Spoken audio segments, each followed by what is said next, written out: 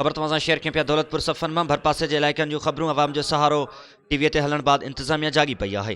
गुलाम मुस्तफ़ा जुनेजो जी report मूजिब दौलतपुर सफ़न बचलपुर नवाब वली मोहम्मद अलीआबाद सरकारी खूह ऐं आसपास जे समें ॻोठनि जूं अवाम जो सहारो न्यूज़ ते वॾी आबादी रखंदड़ ख़ूबसूरत शहर काज़ी अहमद शहर जे गंदगीअ जूं ख़बरूं हलण ते शहर जा मालिक जागी पिया। शहरनि दुकानदारनि ऐं साफ़ियुनि जी शिकायतुनि जो नोटिस वठंदे काज़ी अहमद शौकत कॉलोनी ऐं मालपीड़ी रोड शाही बाज़ार जो टाउन कमेटी के ऑफिसर जाम शहज़ोर खान उन्नड़ ओचितो दौरो किया, जिते रिवासियन शिकायतुनि जा अंबार लगाए छॾिया। जंहिं बाद जाम साहब यकीन ॾियारियो इंशाअल्लाह मां पंहिंजे भरपूर कोशिश कंदुसि त पंहिंजे शहर काज़ी अहमद के साफ़ ऐं सुथरो रखां। रिवासियन वधीक शिकायतूं कंदे चयो त असांजे मालपीड़ी रोड ते मिटीअ जूं ट्रालियूं लहराए ॾिनियूं वञनि। जंहिं बाद जाम साहब टाउन कमेटी जो सुप्रिटेंडेंट सैद अमीर शाह चयो त हिते मिटी लहराए ॾिनियूं वञनि, इन्हनि खॾनि खे बंदि कयो वञे। जंहिं बाद उतां रिवासियन जाम साहब जो शुक्रिया अदा कयो। उन मौक़े ते हाजी खान लाखो जाम सैफ़ी उन्नड़ मुसवर रिंद नौशाद लाखो ऐं ॿिया सणस गॾु हुआ।